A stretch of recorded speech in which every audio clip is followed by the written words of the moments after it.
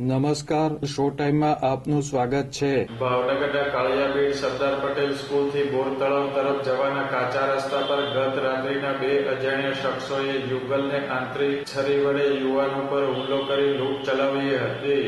આ ઘટના અંગે નીલમબાગ પોલીસે ગુનો નોંધી તપાસ હાથ ધરી છે.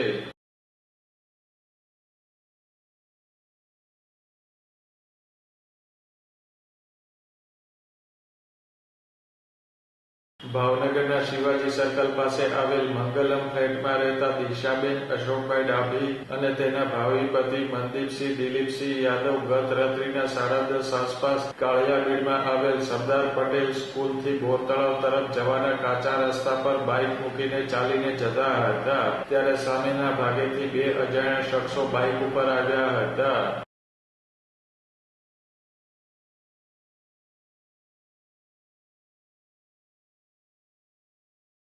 અજાણ્યા શખ્સોએ મનદીપસિંહ ઉપર છરી વડે હુમલો કર્યો હતો અને દિશાબેનને ધક્કો મારી પછાડી દીધા હતા. આ શખ્સો રોકડ રકમ અને ચાંદીના છડા સાથેના બંનેના પર્સ તેમજ મોબાઈલ ફોનની લૂંટ કરી બાઇકની ચાવી ઝૂંટવી ફરાર થઈ ગયા હતા.